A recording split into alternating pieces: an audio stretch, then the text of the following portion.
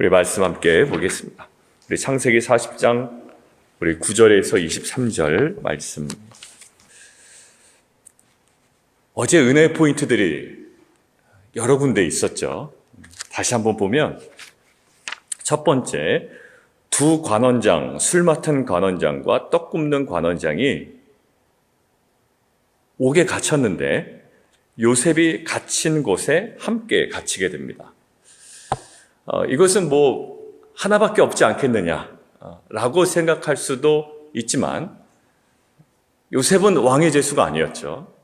그러니까 미리 하나님의 그 장치가 있었고 두 간원장이 원래 본인들이 갇혀야 되는 왕의 감옥에 왕의 제수들이 갇히는 그곳에 갇히게 됩니다. 장소도 중요하지만 모두 중요했다? 예, 맞아요. 시기도 중요했다는 거예요. 그 시기에 요셉과 함께 갇히게 됩니다. 그 교도소, 감옥, 구치소 지나간 사람들 얼마나 많아요. 예, 그렇지만 같은 시기에 그곳에 수감이 됩니다. 그런데 4절에 요셉과 관계가 생기죠. 요셉을 통해 수종을 받게 하고 요셉에게 수종 들게 합니다.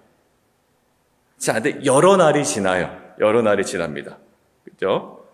여러 날이 지나는데 어떻게 또 그 하룻밤에 두 사람이 꿈을 꾸게 됩니다. 약간은 패턴이 비슷해요. 3일이라는 패턴이 나오고 그러나 내용이 다릅니다. 자, 여기까지 하나님의 은혜의 장치들이에요. 그런데 이 은혜의 장치가 은혜처럼 요셉에게 역사하려면 무엇이 있어야 됐다고요? 6절과 7절이 있어야 된다. 요셉이 들어가 봤는데 그들에게 근심이 빛이 있었다라는 것들을 간파합니다. 최선을 다했던 거예요. 그리고 근심의 빛이 간파되었지만 7절에 질문을 하지 않았으면 그들이 스스로 말했을까? 이런 의문점이 드는 그게 바로 7절입니다. 요셉이 이렇게 얘기하죠. 어찌하여 오늘 당신들의 얼굴에 근심의 빛이 있나이까? 그때서야 이제 우리가 꿈을 꿨다라고 이야기를 합니다. 이 질문이 은혜의 촉발점이 되는 거예요. 어제 그 부분을 나눴고요. 오늘 드디어 그 두 사람이 자신의 꿈을 이야기합니다. 여러분들, 저는 하나님의 은혜의 영역이 반드시 있다고 저는 믿습니다. 그러나 하나님께서 은혜롭게 다 행하시겠지라는 태도만으로는 충분치 않은 그 하나님의 은혜가 100% 우리에게 은혜가 아니다라는 것은 아니지만 분명히 우리에게 요구하시는 그 지점이 있다라는 거예요. 자, 그 요셉의 질문으로 촉발된 대화가 이제 이어지는데 두 사람의 꿈의 대화가 이루어집니다. 결론부터 이야기하면 술 맡은 관원장의 꿈을 해석을 해주고요. 그 해석을 들은 떡 굽는 관원장이 자기의 꿈을 이야기합니다. 그리고 그 꿈도 해석을 해줍니다. 근데 너무 운명이 달라요. 술 맡은 관원장의 해석은 3일 후에 복직되는 겁니다. 근데 떡 굽는 관원장의 꿈은 3일 후에 매달려 죽게 되는 거예요. 자, 그렇다면 요셉의 입장에서 한번 생각을 해볼까요? 좋은 일은 그대로 이야기하면 되는데 여러분 같으면 3일 후에 죽게 되는 이 사람의 꿈을 어떻게 하시겠습니까?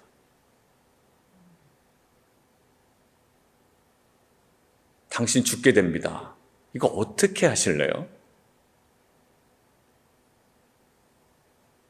다 이야기해 드릴 겁니까? 이 고민이 되더라고요, 저는요.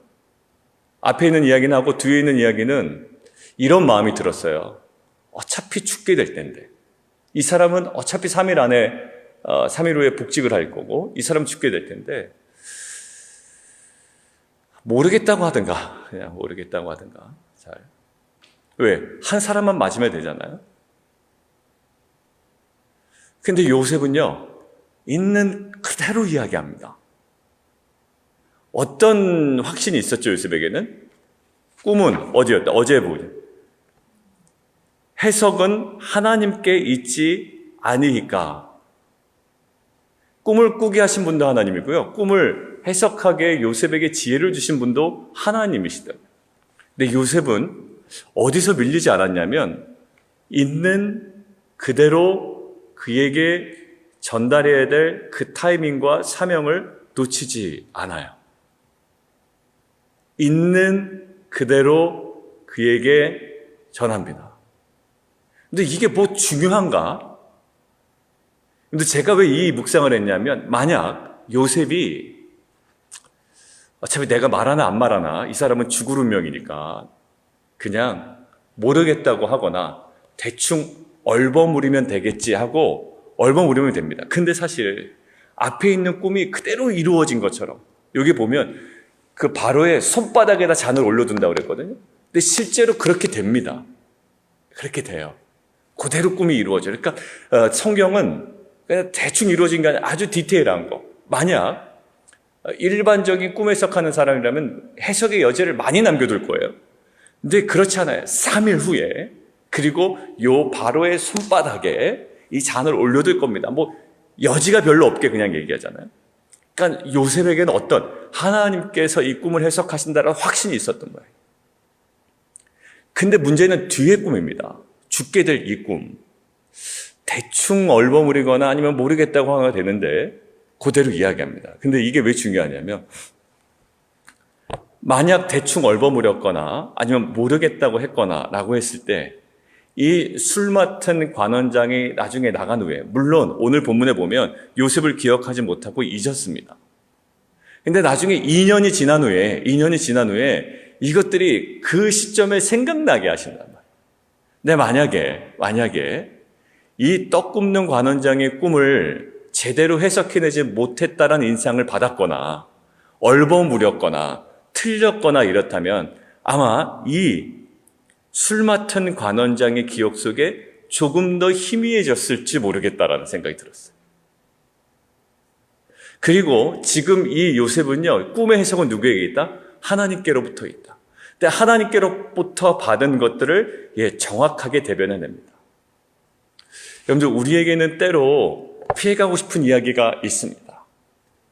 어제 피스메이커 했죠? 회피의 영역들이 항상 있는 것 같아요. 우리 안에는 회피의 영역들. 그러면서 우리는 무엇으로 위안 삼냐면 나는 공격적이지 않아 라는 것으로 그것들을 정당하는 경우가 있습니다. 그죠? 우리 딱 그런 경우가 있잖아요. 나는 공격적인 스타일이 아니야. 나는 내 주장을 하지 않아. 라는 반대의 어떤 선한 모습으로 나의 회피적 성격을 그냥 치부하고 그냥 그것으로 위안 삼는 경우가 있습니다. 근데 우리는 분명히 압니다. 그 회피적 반응이 성경적 반응이 아니라는 것을 우리는 계속 공부하고 있죠. 오늘 요셉이요, 회피하지 않아요. 물론 이것이 요셉에게 지금 직접 당면한 어떤 일에 지금 어떤 유익을 가져다 주는지는 잘 드러나지 않습니다. 그러나 우리에게도 마찬가지라는 생각이 들었어요. 우리가 회피하고 넘어가야 될 것들이 참 많아요. 관계 생각하면, 그리고 내가 욕먹을 거 생각하면. 근데 특별히 저희 자녀들을 생각할 때 자녀들 특별히 가장 무서운 게 뭐라고 그럽니까? 미워하는 것보다 더 무서운 게 무관심이라고 그러죠. 근데 사람 무시할 때는요, 막 공격하는 것보다 제일 좋은 건 무시해버리는 거예요. 여러분들, 무관심보다 더 큰 형벌은 없습니다, 사람에게. 오늘 이것들을 묵상하는데 요셉은 끝까지 그가 받은 이 꿈의 해석을 그에게 얘기해 줍니다. 물론 그렇다고 그 떡 굽는 관원장의 운명이 바뀐 건 아니에요. 그렇지만 타협할 수 있고 이야기하지 않을 수 있고 얼버무릴 수 있지만 오히려 나중에 이야기하지 아니하고 모른다고 회피하고 얼버무리고 외면했다면 사실 나중에 술 맡은 관원장의 기억 속에서는 더 희미해졌을 겁니다. 자녀에게 해줄 말이 있어요. 무엇에 근거해서? 오늘 보십시오. 자기의 어떤 생각에 근거해서 자기 나름대로 해석이었으면 아마 얼버무렸을 겁니다. 이것이 해석이 누구에게 있다? 하나님께 있다. 우리가 말씀 묵상하는 자로서 이 사명은 누구에게나 주어진 거예요. 특별히 자녀를 향해서는 더욱 그렇습니다.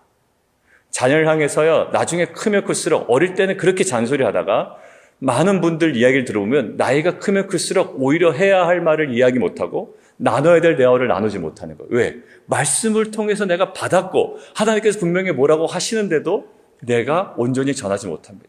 끊겨있는 대화이죠. 자녀들과. 그리고 뭐라고 합니까? 나는 강요하지 않는 부모야 라고 거기에 만족해버리는 경우가 있어요. 나는 강요하지 않는 부모야. 나는 그렇게 매몰찬 부모가 아니야. 거기에 위안을 얻죠. 물론 그래야 됩니다. 우리가 피스메이커 할 때 보죠. 젠틀리. 그게 중요하다고 그랬어요. 세 번째. 온유한 심령으로 바로잡으라. 그냥 리스토어하는 게 중요한 게 아니라 젠틀리 리스토어하라고 그러잖아요. 근데 그 온유한 심령으로 바로잡는데 중요한 뭐래? 바로 잡아야 된다라는 것이고 그것들을 나중에 보면 이제 그 세 번째 뜨리주에서 정확하게 그 메시지를 전달할 때 그것이 가능하다라는 거예요. 여러분들 우리 안에 회피하고 싶은 이야기가 있죠.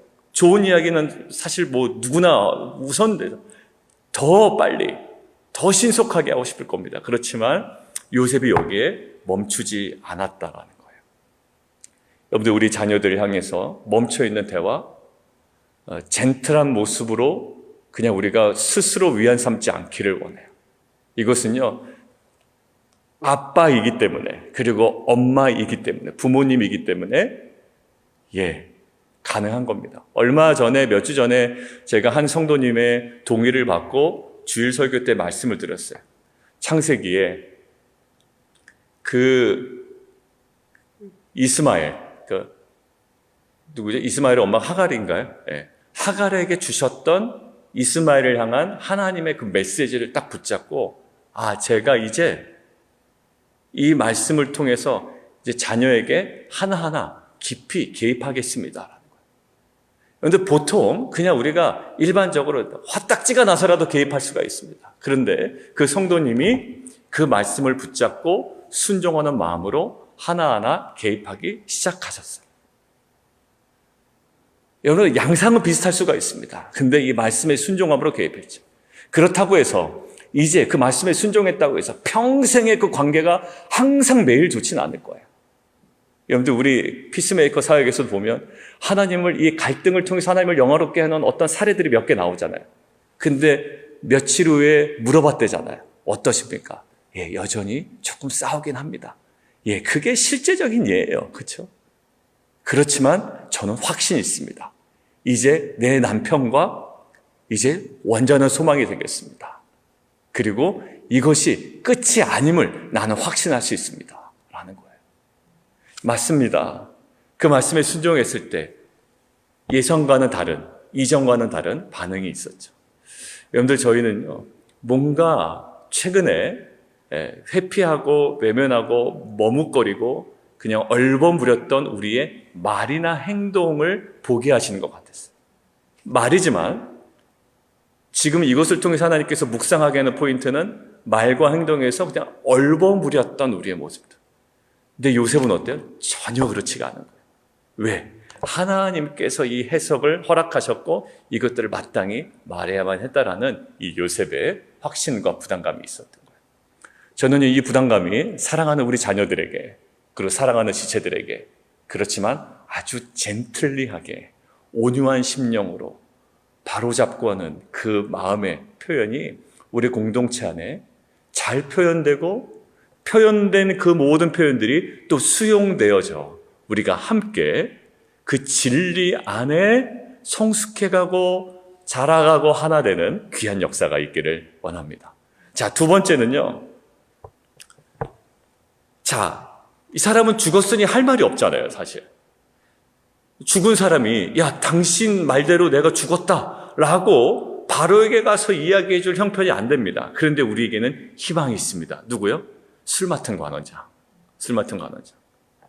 그대로 3일 만에 복직되었죠. 3일 안에. 우리는 기대가 됩니다. 왜 기대가 될까요? 자, 14절이에요. 한번 읽겠습니다. 14절 시작. 당신이 잘 되시거든 나를 생각하고 내게 은혜를 베풀어서 내 사정을 바로에게 아뢰어 이 집에서 나를 건져주소서. 은혜를 베풀어 달라고 이럽니다. 이게 분명히 이 꿈의 해석대로 당신이 복직되게 될 거라는 확신이 있었고 만약에 그렇게 되면 당신 나를 기억해야 됩니다. 잊지 않으셔야 됩니다. 근데 실제 어떻게 됐죠? 23절입니다. 함께 읽겠습니다. 시작. 술 맡은 관원장이 요셉을 기억하지 못하고 그를 잊었더라. 얼마나 요셉이 짜증이 났을까? 여러분들 그러고 몇 년이 지납니까? 내일 본문 미리 보시죠. 내일 본문 41장 1절 한번 보시겠습니다. 자, 같이 한번 읽습니다. 41장 1절 시작.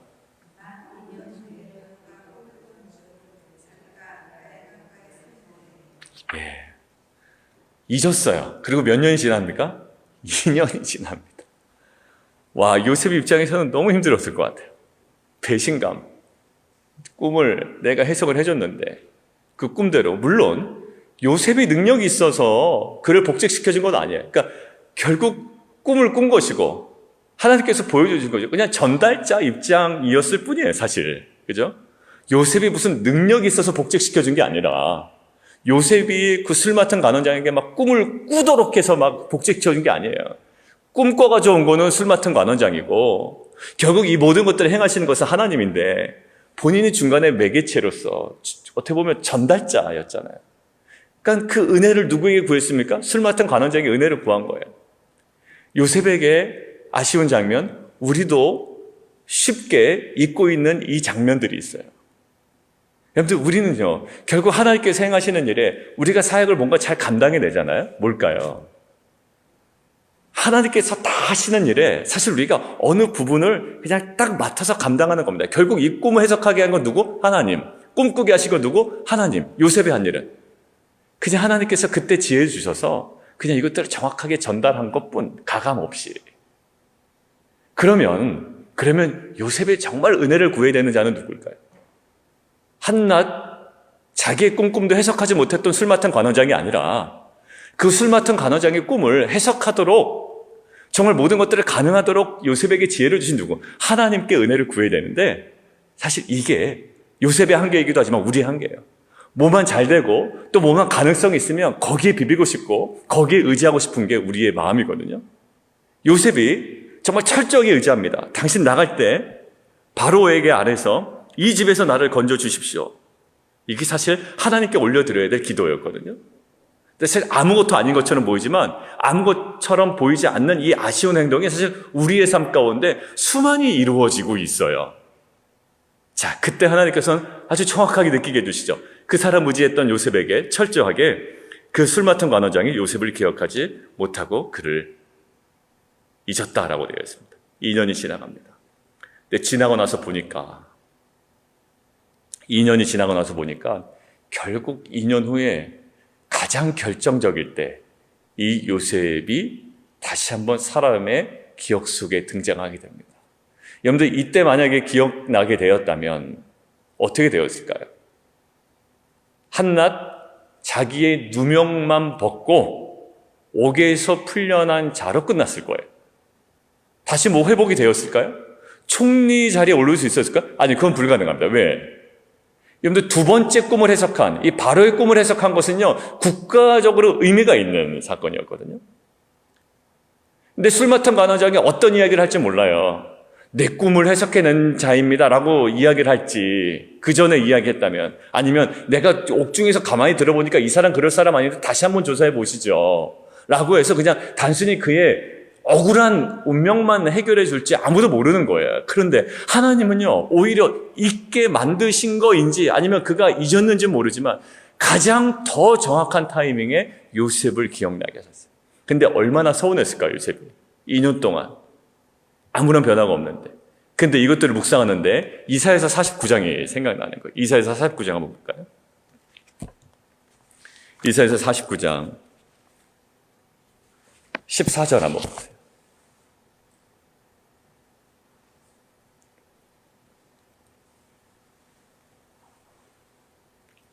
이사야서 49장 14절입니다.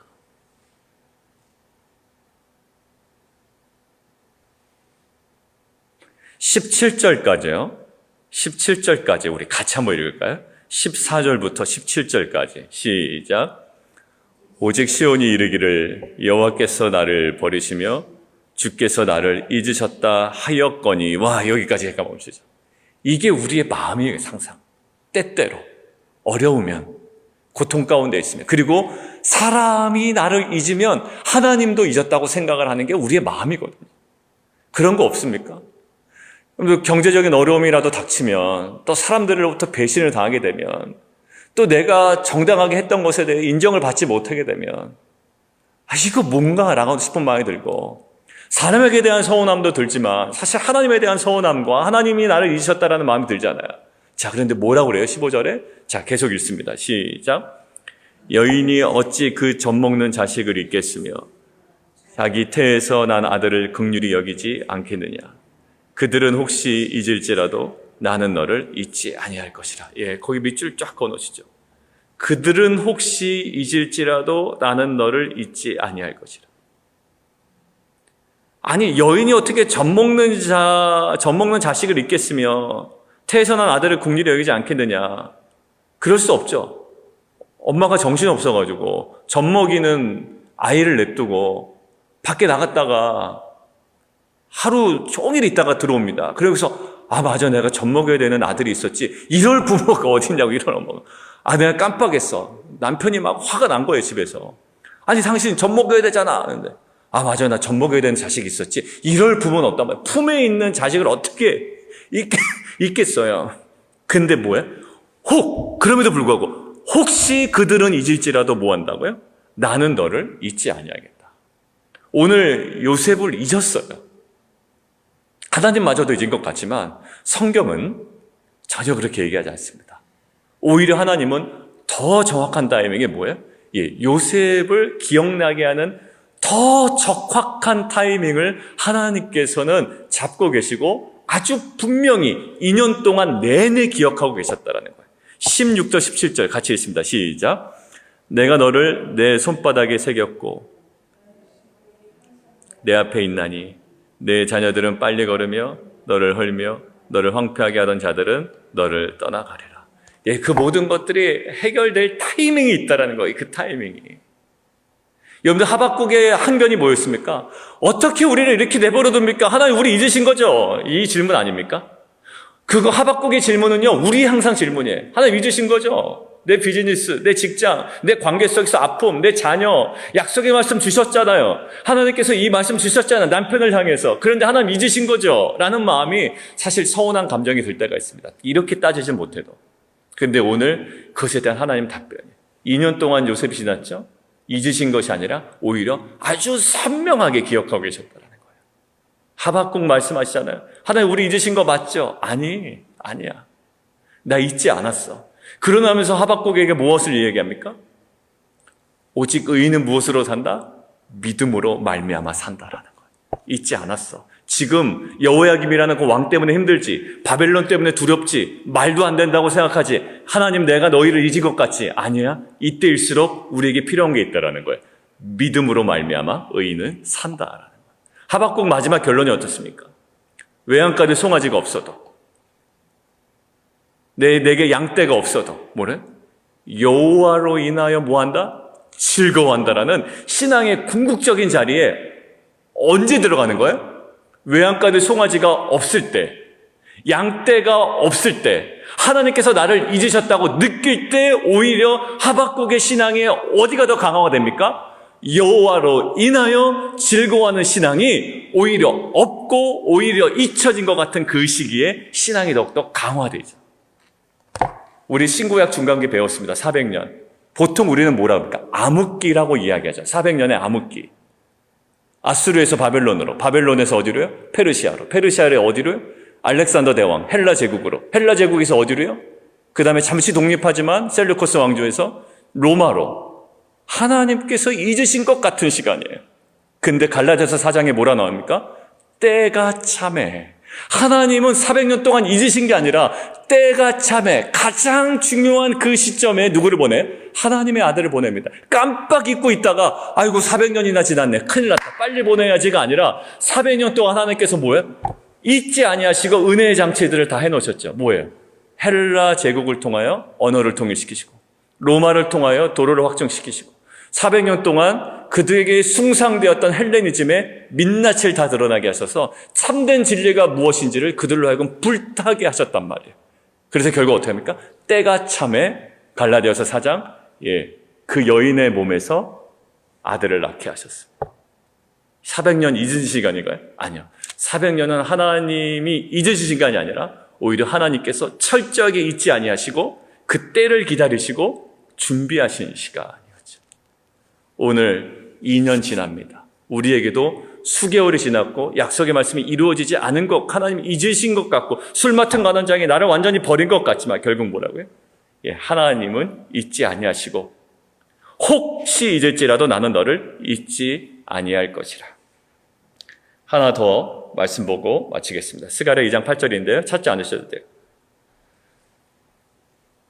만군의 여호와께서 이같이 말씀하시되 영광을 위하여 나를 너희를 노력한 여러 나라로 보내셨나니 너희를 범하는 자는 그의 눈동자를 범하는 것이니라. 우리를 잊으실 수 없다라는 거예요. 우리 너무 소중하기 때문에. 그리고 신명기 31장 8절 여호와 그가 내 앞에서 가시며 너와 함께 하사 너를 떠나지 아니하시며 버리지 아니하시리니 너는 두려워하지 말라 놀라지 말라. 신명기 31장 8절이에요. 약속의 땅에 들어가는 이스라엘 백성에게 앞서 가시나 너와 함께 가신다. 근데 보십시오. 지금 해결되는 거 안 되잖아요. 근데 2년 후에 가장 정확한 타이밍을 하나님께서는 보고 계시고 계속 요셉을 기억하고 계셨다는 거예요. 우리 안에 이 하나님의 시선이, 하나님의 기억이 다시 한번 이 내게 주셨던 언약의 말씀으로 인하여 회복되어지고 그것들을 소망하는 가운데 다시 한번 하박국을 향한 하나님의 그 메시지처럼 오직 의인은 뭐다? 믿음으로 말미암아 산다. 그리고 외양간에 송아지가 없고 양떼가 없을지라도 오히려 그때 여호와로 인하여 내가 즐거워한다라는 그 신앙이 강화되었던 것처럼 그러한 은혜가 저와 여러분에게 다시 한번 회복되기를 원합니다. 우리 함께 기도하며 나아가도록 하겠습니다.